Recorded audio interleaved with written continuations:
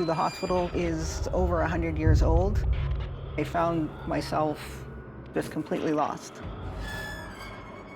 I heard this awful laugh. I started experiencing things that I thought were strange. I couldn't put my finger on it. It's just a weird energy. Hello? I got the worst stomach pain, just doubled me over. I remember documenting demonic laugh. Under that slit, I saw what looks like fire. All of a sudden, I can't move. I kept on hearing something behind me. Good night. Followed that candlelight. There's no words to tell you how scared I was. We need a nurse?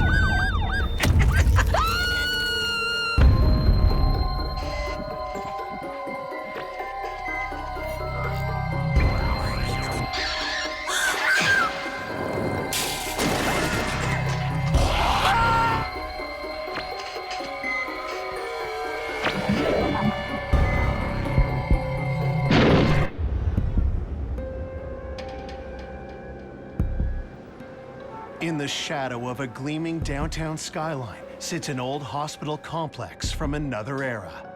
Its solemn and foreboding exterior hints at a labyrinth of empty corridors and twisted staircases.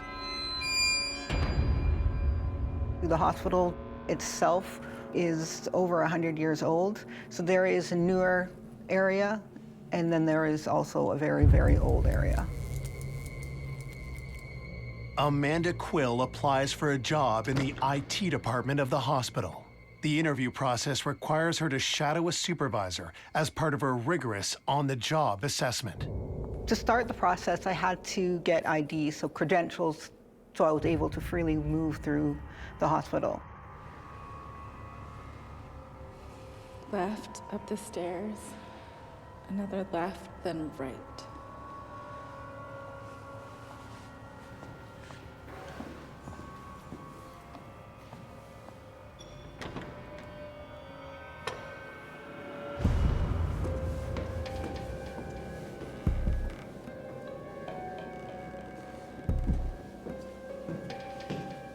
What I found the oddest was how completely empty the hospital was.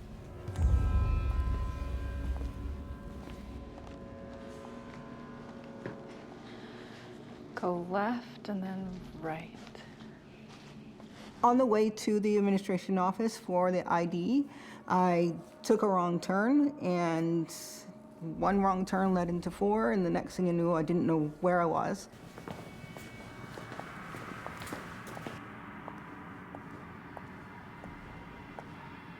I found myself just completely lost.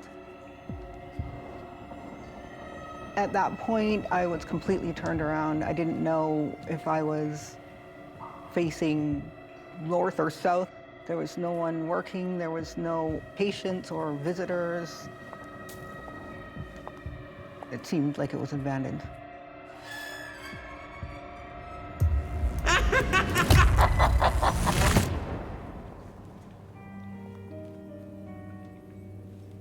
Hello? Luckily for me, there was a nurse. Excuse me. Can you show me where the photo ID office is? And she kind of beckoned me to follow her.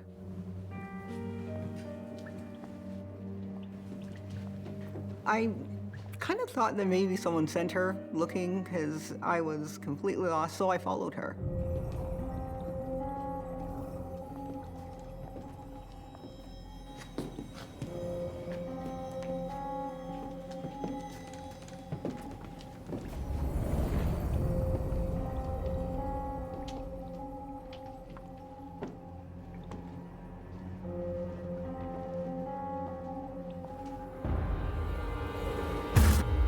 To me, it looked like she was looking back and checking on me, making sure I was following. We did that for a few minutes.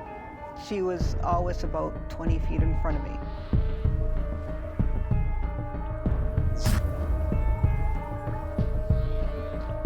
But at one point, I saw her turn a corner.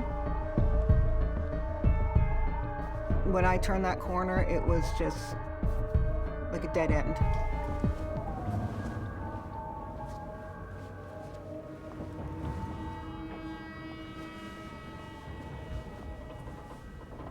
There was only one door, and I went through it.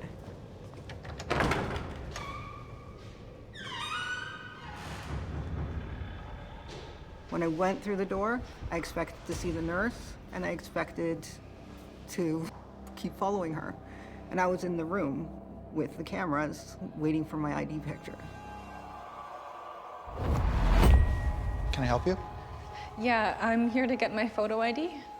Came to the right place. I was quite surprised. I was looking around for a door. I was looking around for any explanation. And there was just one fellow in there. There was no one else other than me and him in that room. It didn't make any sense. Did someone else just come in here? Nope, it's just us. Smile. After getting my picture taken, I made a joke about making it out of the hospital and joked about how it was a maze, and thank goodness we have nurses to show us around. Where did the nurse go? What nurse? The one that led me here. And at that point, the gentleman said that he'd heard the story about the nurse before, that it was actually a common story. That when people get lost in the hospital, a nurse will take them where they need to go. It's been reported to be like a full-bodied apparition of a nurse. It's usually on your first or second time there. Nursing is the helping profession. Nurses are wired to take care of their fellow human beings. And in this case, I think the phantom nurse recognized that Amanda was a colleague and wanted to help her out. This nurse is still on the job, helping her fellow human beings years, if not decades, after her death. I definitely thought it was strange, but it wasn't immediately paranormal. It wasn't, to me, a ghost sighting, let's say. She definitely seemed human to me. A few evenings later, Amanda returns to the old hospital to continue her training. Yeah, so it's gonna be pretty busy next week, so definitely all hands on deck. Yeah, sounds good. The second time I was at the hospital, I was walked with someone who was going to be one of my coworkers from the front into the back area of this hospital. I thought I heard like a laughing. I swore I heard people speaking. We were the only two people in that wing that I knew of. You heard that too, right? What did this floor used to be? It was an old psychiatric ward. It just really struck me as odd, hearing voices and thinking people were laughing at me. It was very, very disturbing.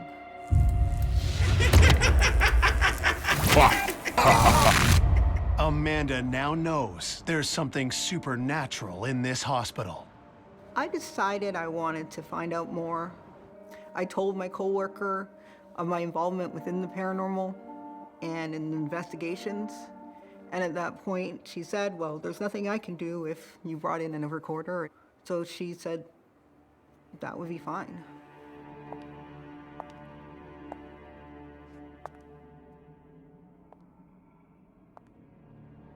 I brought in recorders and started a paranormal investigation on my breaks.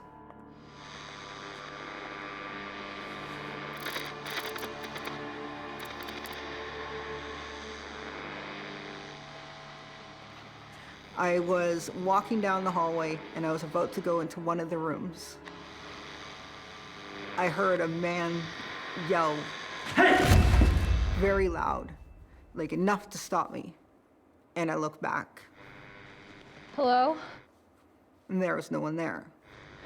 Is someone there? There was definitely no one else in that wing with me.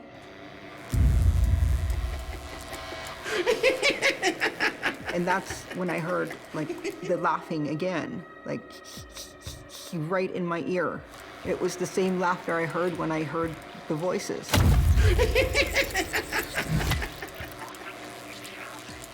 It was not a nice laugh. It was more of a, like, I'm gonna get you, like, a threatening laugh.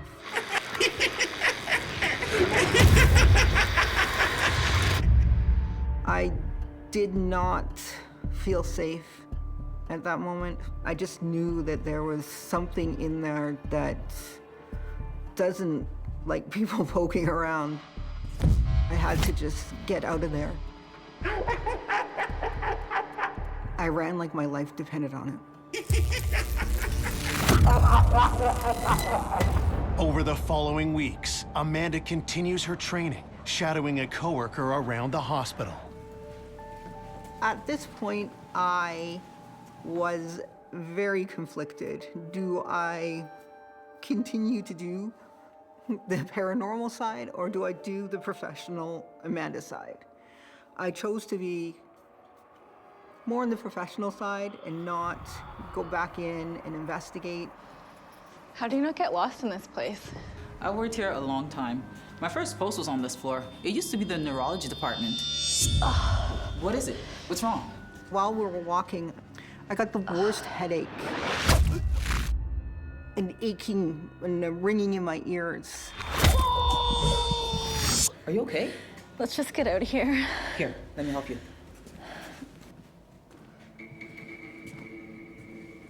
The pain was unbearable, and then suddenly, it was gone. Are you okay? Yeah, I'll be okay. All right. I would go down another hallway.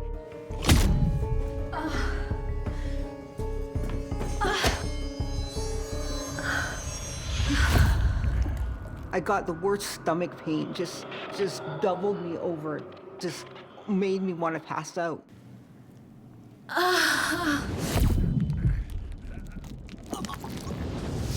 Amanda, what's wrong?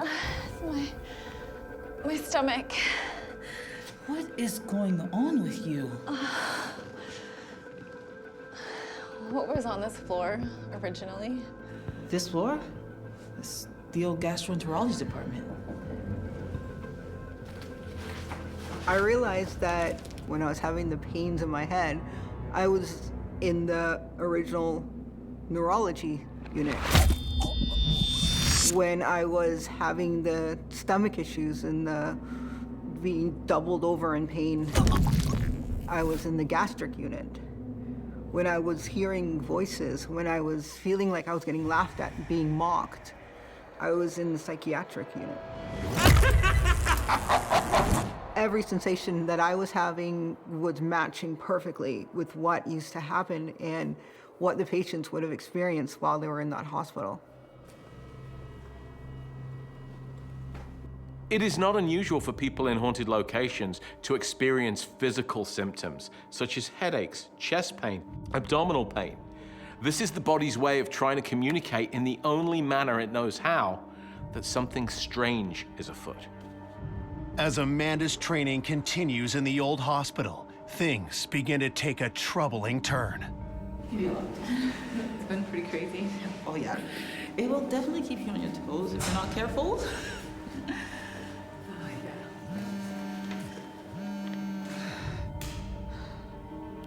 We've got to take this right away. You know the way, right? Yeah, I'll get it there. Okay, awesome. It was during one of these shadow shifts that I saw something that just rocked me to the core.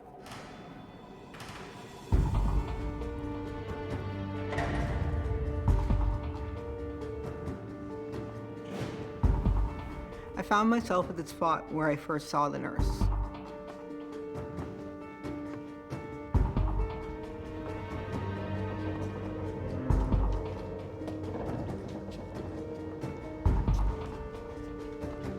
And I was about to turn another corner. Like a full shadow figure stepped out of one of the rooms and looked right at me. I turned around for 2 seconds and looked back again, and it was gone.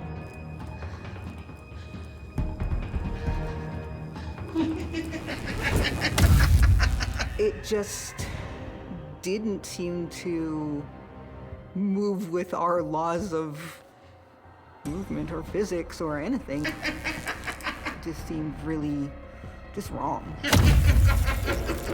There's no words to tell you how scared I was.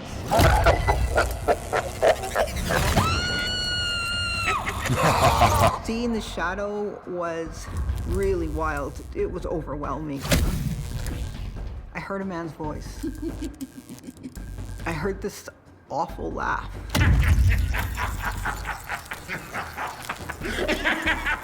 I needed to get out of there. I couldn't stomach it. It was just too much. I don't think that shadow was human. I don't think that it ever has been human.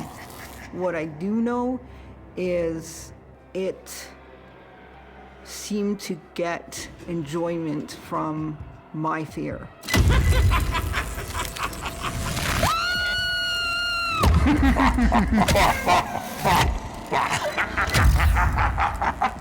At this point, I had to really think, am I angering someone?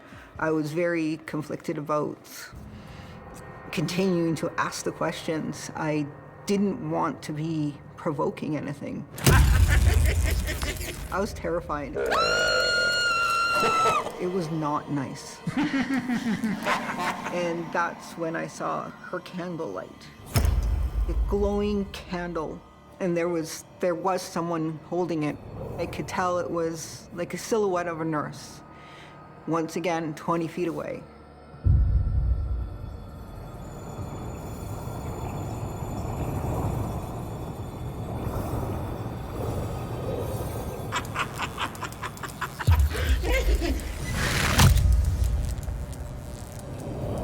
And I followed that candlelight.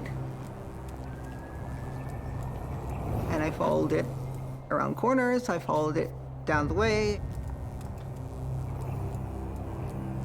I kept following it until I was where I needed to be.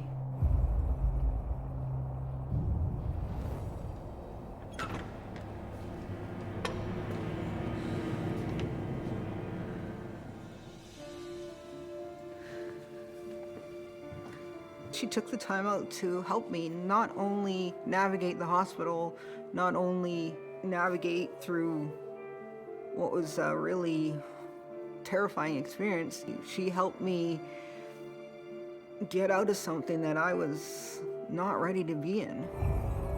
She could have saved my life. The training and recruitment process comes to an end. On Amanda's last day, she makes one last discovery while leaving the hospital. On the way out of the hospital, I didn't see the nurse again, but what I did see is pictures. Originally, this hospital was used to train nuns to become nurses.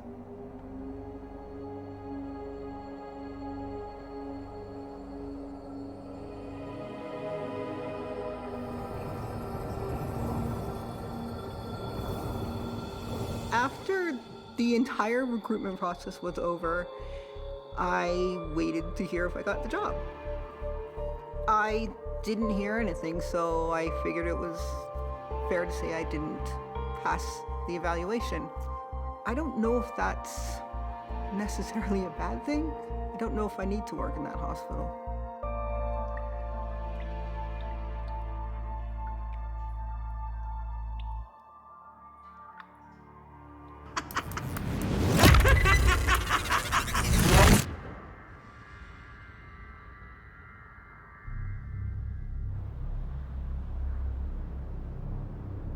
In a psychiatric wing of a downtown hospital, Rosie Bridge Alfonso begins her career. Yeah, I have like three pieces. Oh, that's probably right. Maybe. When I started work at the hospital, I was 23. Sign here. When you're working in mental health, above and beyond medication administration. You're caring for the person, you're caring for the life of an individual that has gone through some type of trauma and is currently struggling with mental health challenges and difficulties. We're not doing such a great job. We'll be here for 2 years. Well, I think we can finish it tonight. I don't know, Gregor. In mental health, we don't have IV poles, we don't have casts. In mental health, we have ourselves. And so we are very alert and very aware of their stories.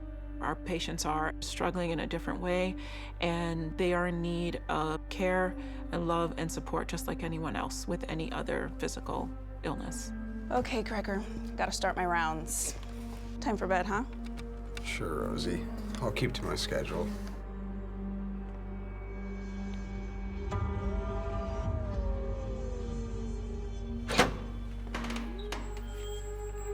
At night, we would often go around with a flashlight because you don't want to turn on all the lights and wake up all the patients.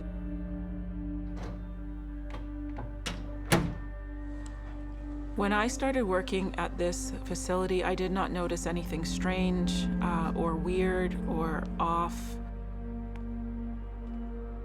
Maybe a year or two into the role, I started experiencing things that I thought were strange. One of the things that I noticed was when I'd walk down a specific hallway, I always felt as if I was being followed. And I would just get a sense of eeriness. And I always felt like I had to look over my shoulder when doing rounds. There is a sense that, you know, someone's watching you.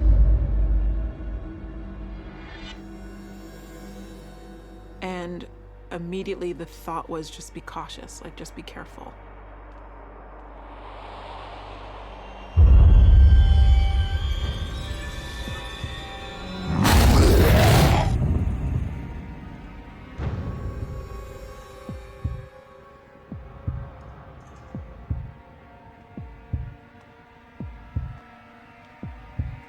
Continuing her rounds, Rosie notices another strange anomaly. There was this one room in particular that the door was difficult to open.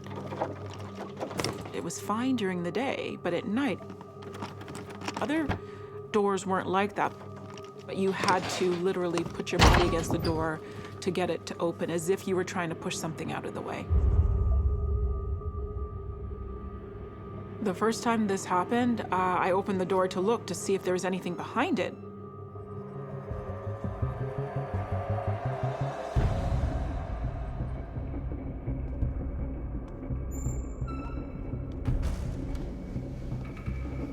Hey, Frida, you got a sec?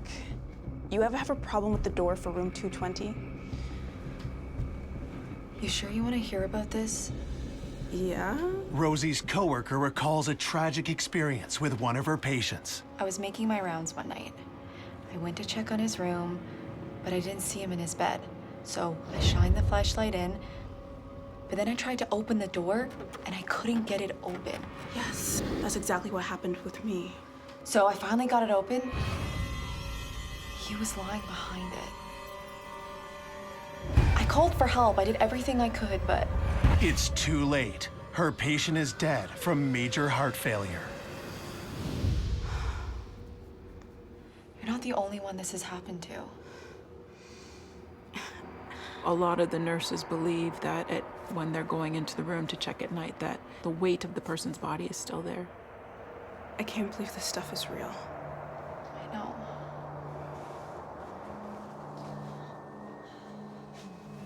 I shook my head.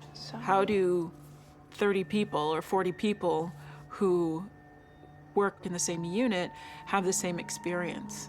It just doesn't make sense. Rosie is unable to move this door where a patient died. And this patient left behind a lot of things with a very heavy psychic weight to it, which resulted in a kind of residual haunting which replays itself over and over.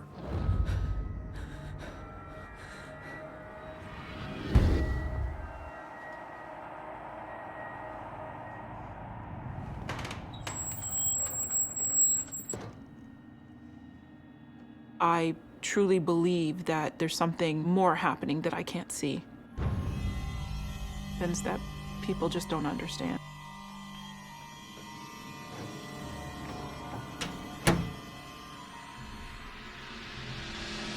I believe that there is a spiritual world. I know it's very real. I know it's separate from the physical world. I know they interact.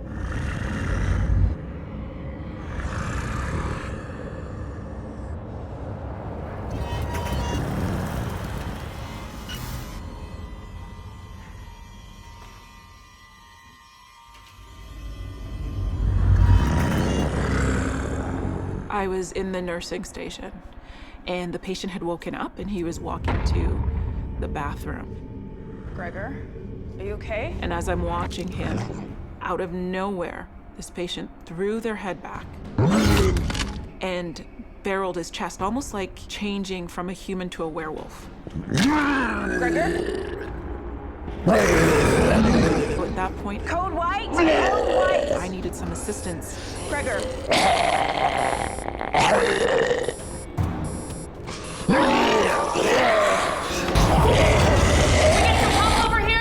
There were two distinct voices. Two distinct personalities. I distinctly remember documenting demonic laugh. That was my observation. That's what it sounded like to me. Please don't time me. And then finally, the person looked at me, shook his head like as if he was snapping out of something, and said, "It wasn't me." He did not have control over what that event was, and was able to articulate in that moment that wasn't him. I 100% believed him. Please don't time me. However, at that moment, I did not feel safe, and I wasn't sure of what that person was going to do, and so we did restrain the person. It's all right, Gregor, it's all right. To get beyond the immediate risk at that moment. All right, Gregor. All right, take a deep breath. There was no precursor to the event. It was just an immediate type of explosion. You okay? I got this. It's okay. That was very frightening because I saw that person change. That change was not that individual. That change was something else. It sounded like someone else, and it moved like someone else. I'm sorry, Gregor.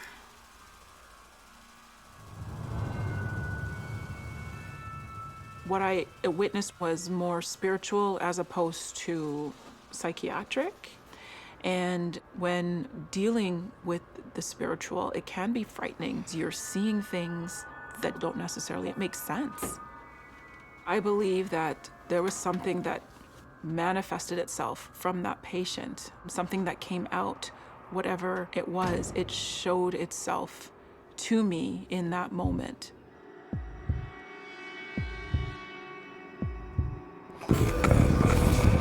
Usually when an entity is engaged in oppression, it's for the purposes of trying to get those people in the area to submit to it. It's trying to gain control of its environment.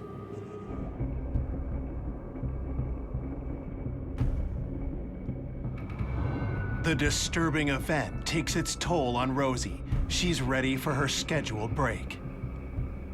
We would stagger our breaks to ensure coverage of the unit on night, and there was a break room that the nurses would go in and have a nap or read a book or whatever.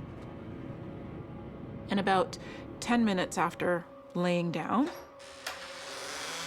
I saw the door open. There was a figure that came through the door. It closed the door behind it. All of a sudden, it just comes over me. And then I can't move.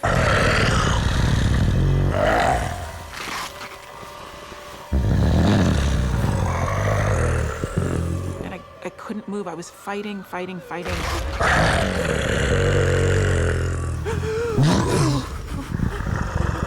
I tried to call out, but I couldn't speak. I could think, but I couldn't open my mouth to call out for any help or support. And the harder I fought to get up, the harder this thing was pushing me down. This thing engulfed me, like came on top of me. I continued fighting for a long, long time. I was very frightened. And then finally I stopped fighting. I started to relax and I started to pray. And I started to say, God, please take this off of me. Please take this off of me. Immediately, this thing released me. At that point, I felt relief. I felt in control. And I said, thank you, Lord.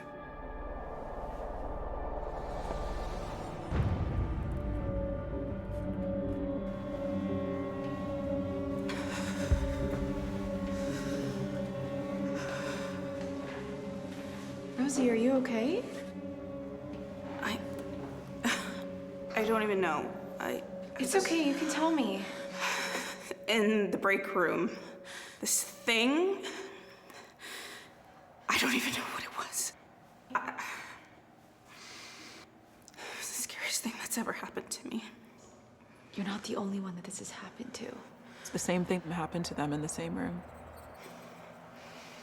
That night when that thing, spirit, whatever it was, came upon me, I truly believe it was trying to frighten me. For what reason, I don't know. Maybe to see what I would do or how I would handle it. And so, moving forward, before I went into that room or any break room, especially at night, I just prayed over my space. Dear God, please protect me. Please. And I've never, for the time that I was working there, I've never had an issue since.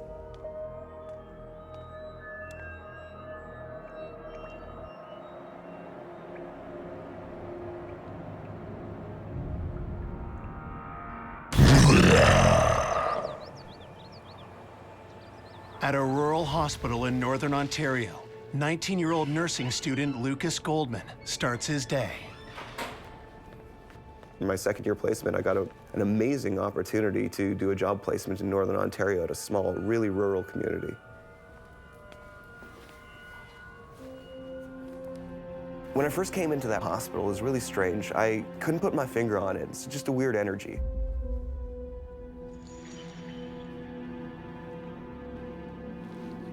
Hello?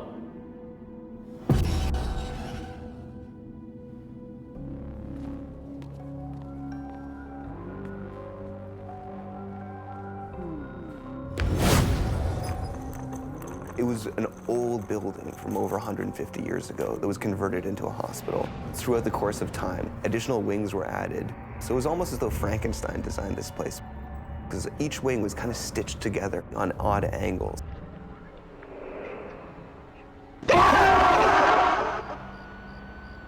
As Lucas settles into his new job, he hears some disturbing rumors from a senior colleague.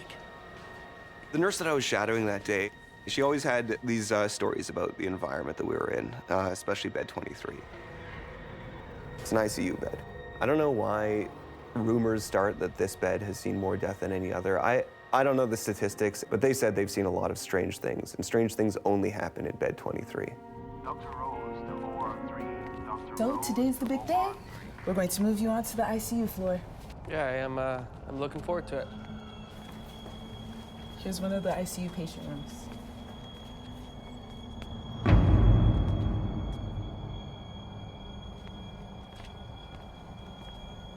Remember, we work as a team here, so feel free to ask me any questions. Of course.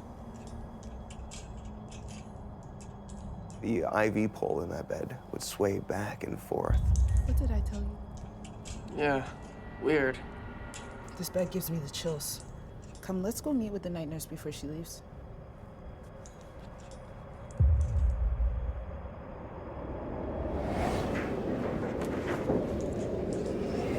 I also saw the vent directly above it, blowing cold air, moving it from side to side. Oh, that's why. It was the most naturalistic phenomena you could see, unless you combine something as simple as that with the fact that bed 23 was always filled with death. A few days later, bed 23 has a new occupant, Lucas is assigned to care for the eccentric patient. One of my most interesting patients was a woman. She was actively dying. She had a twin sister.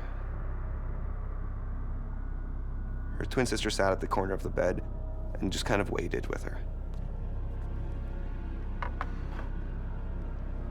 I thought I'd bring her some supper in case she wants it. As her oxygenation saturation started to decrease, her blood pressure dropped as well.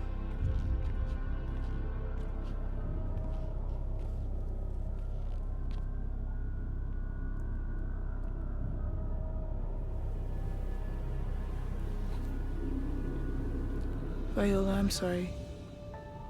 It won't be long now. She said, if you want to say goodbye, now's the time to do it. Goodbye. Good night. It was the first time I'd ever seen a patient pass. The loss of a patient is a sad rite of passage, but Lucas gets back to work, transferring the body to the morgue so the bed can be prepared for its next occupant. The twin sister that sat at the corner of the bed watched me bag up her sister.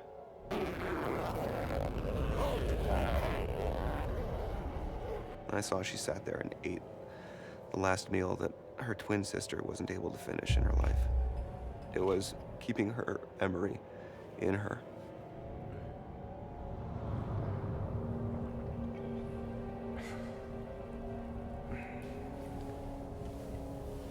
Viola, can you settle some paperwork now?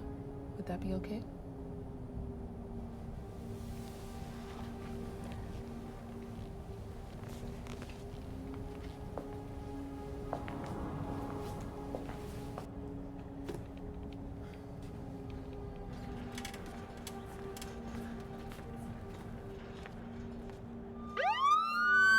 Lucas doesn't have to wait long for his next assignment, or bed 23 for its next patient.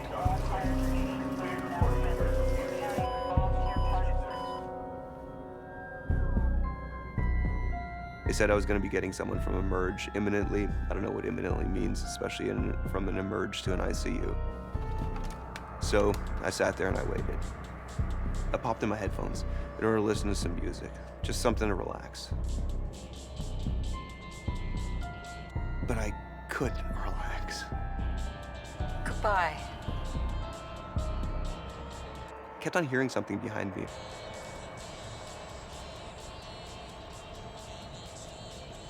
Good night. Hello?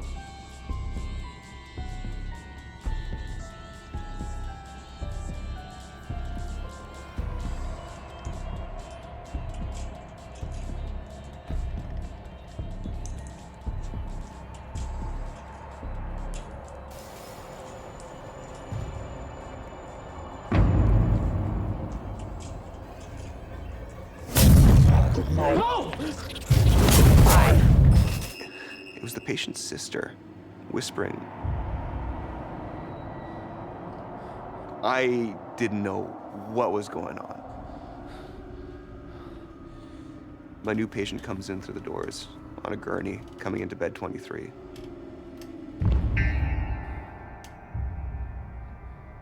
It was the patient's twin sister. I didn't know what to expect anymore. The speed of the residual haunting, I think, is tied in greatly with that aspect of the twins. You have been in a womb together. That energy is there and it's quietly snuffed out.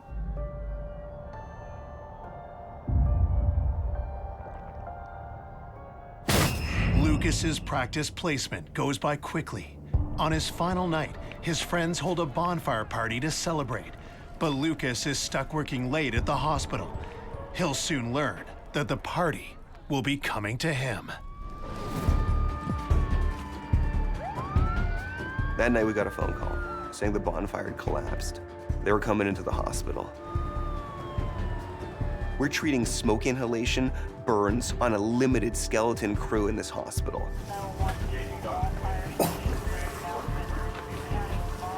Bringing these patients, my friends, that I was supposed to be partying with that night, bringing them back to a stable situation. Hey, how's it Close one. You're gonna be okay, bud.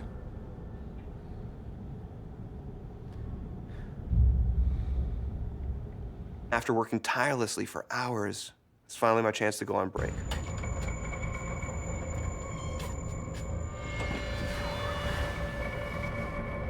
In the basement, we have a room that we use to go on break. A lot of old medical devices, old mattresses and stuff. That's why we go there to take naps. Wow. Felt like there was something underneath the door. Under that slit, I saw what looked like fire. I instantly thought the hospital's burning down. I opened up the door. Nothing. I went into the hall, and I saw what looked like a figure cast in embers. I was extremely scared. It made me feel like it wanted me to follow it. So I started towards that figure, walking up the hall.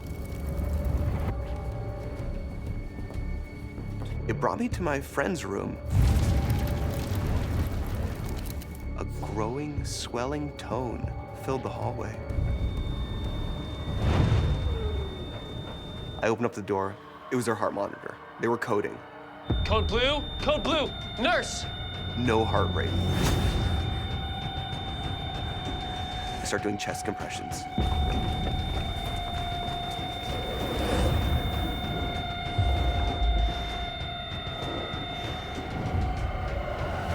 The patient came back to life.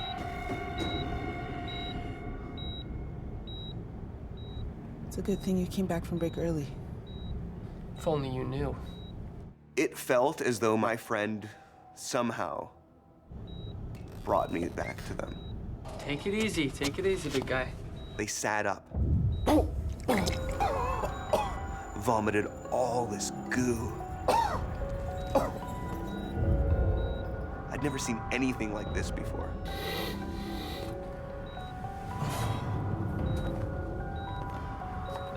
What happened? Everything's gonna be okay. We're just gonna get you cleaned up, okay? Get you out in here in no time. I couldn't explain it then, and I can't, for the life of me, figure out what it was now. This is more than just X causes Y. Hello? I've been a nurse for decades. I've never seen anything like this before. It was the weirdest thing that's ever happened in my career. No! Goodbye. There's an emotional disconnect that we're supposed to take as nurses. We compartmentalize in order to preserve ourselves. For some people, it is necessary to say a spirit from a completely different realm had to come all the way over here. For some people, it gives them hope. For other people, it gives them immense fear. Am I trying to force an explanation out of something that potentially has no explanation just because I'm afraid of saying, I don't know? I'm okay not knowing everything all the time.